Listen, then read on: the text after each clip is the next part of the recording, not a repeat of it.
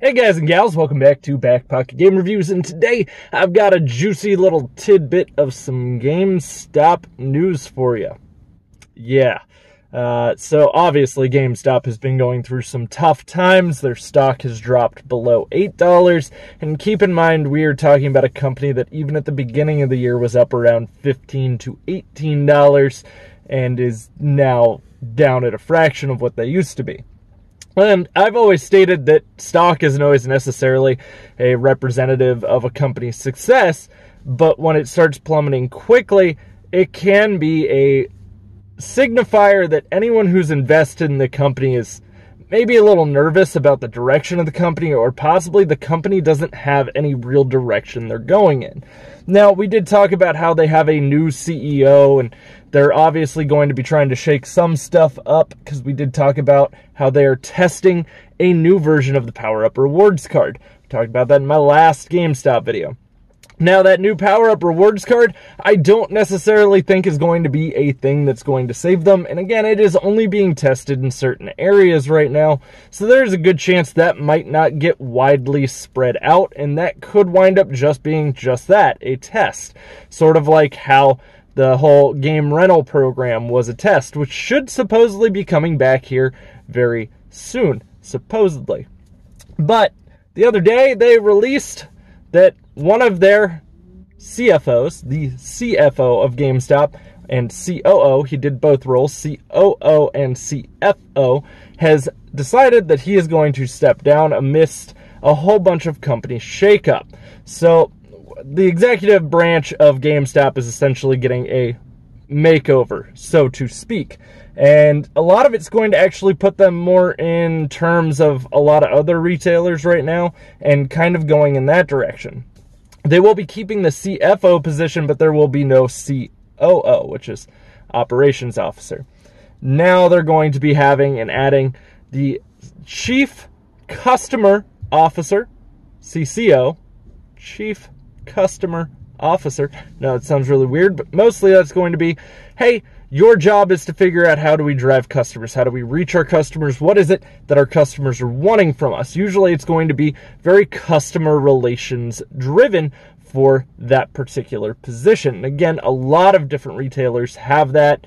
The company I work for has that particular position. I am not that position. I am way below that paid grade. But now they also are adding a Chief Merchandising Officer, and then a new CFO. So someone else will be taking the CFO position as this gentleman steps down.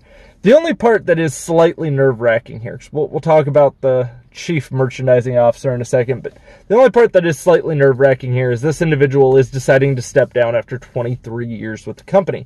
However, it may be a amicable respect thing, like, hey, we're not going to keep you around, you can go ahead and step down, rather than letting him go, or maybe he just isn't comfortable or confident with the direction the company is headed.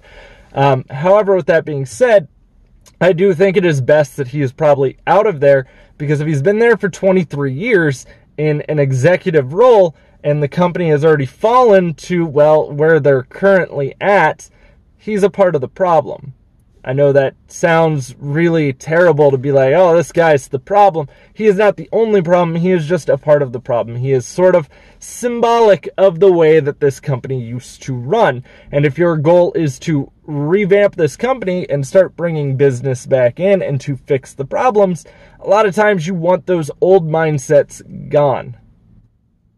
So that's probably a big part of the reason why, well, he is no longer going to be with the company as of late June. He is sticking around to help the transitions of the individuals taking on these roles. Now, with a Chief Merchandising Officer, essentially, that individual is in charge of how the stores are designed and probably going to be very closely working with whoever the buyer is for GameStop. So whoever their buyers are, and possibly helping with new products coming in. Like, oh, maybe we want to stock this new product that's hard to find. Stuff like that. Mostly it's going to be what kind of stuff are we going to sell and how are we going to arrange it to make it sell better. And I can tell you this, if you've ever been in a GameStop store, sometimes it just feels like stuff was vomited onto the shelf. I mean, I used to do GameStop planograms. They are a mother effer to do sometimes, especially because usually like once a year you do what's called a reset, and that's usually where the sections will move or possibly get changed around, and a lot of stuff just feels very messy, especially depending on the GameStop store. Like, you know, Player Small's right over here next to me. If I go into that GameStop store, it is tiny, but it is one of the busiest malls, and it's not fun to be in. Like, you feel like you are in someone's way the second you walk into that store. That is how small that space is. But a lot of GameStops are outside of the mall locations now, and personally, that's probably for the best. I think getting out of the mall is maybe one of the wiser ideas that GameStop has, especially with malls in particular kind of going down. It's not always the best idea to be in one. Don't get me wrong, there are some GameStop stores in malls that are huge, like the Mall of America has that pop culture store of GameStops. That's got a lot of room in it.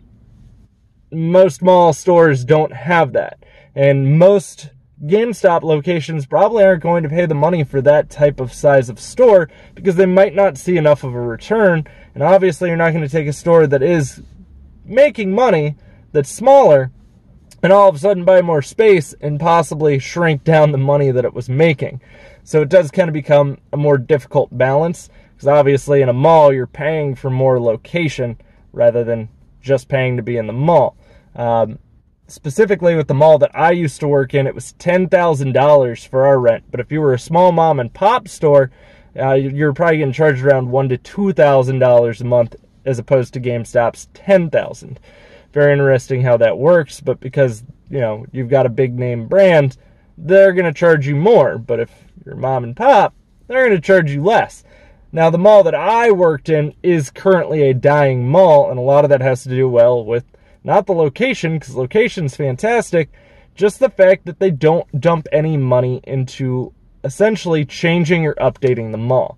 There are some new stuff coming to it, but malls tend to be a big weak point for companies, and, well, GameStop's very heavily invested, or has been very heavily invested, into malls. So it'll be really interesting to see how this new corporate shakeup really changes things for them, and if any of this is going to enable essentially some more new vision to kind of soak into the company and maybe change some of the directions they're going. Guys, however, though, if you would like, let me know what you think down in the comments down below. Do you think a corporate shakeup is something that could fix things at GameStop? Or do you think it's just too far gone at this point? Curious to what you all think. I'm sure a lot of you kind of already know where I'm at on it. Also, if you haven't already, you should go check out my wife's Facebook streaming page. She is 5 followers away from 400. Thank you to all of you, too, who have already gone over and checked that out. Also, if you'd like to follow me anywhere else, links are, as always, in the description down below, including my Xbox Live, my PSN, and even my Patreon, and a list of all of my Patreon supporters. Guys, I appreciate everything you do. If you enjoyed the video, don't forget to drop a thumbs up. And if you're new here, don't forget to click the subscribe button. That subscribe button helps me out because it may tell you that I uploaded a video. If you ding the bell, supposedly it'll then notify you. I really don't know how YouTube works anymore because none of it seemingly actually works. They just say it does. Guys, I'll see y'all soon. I'll have plenty more content coming for you, and stick around.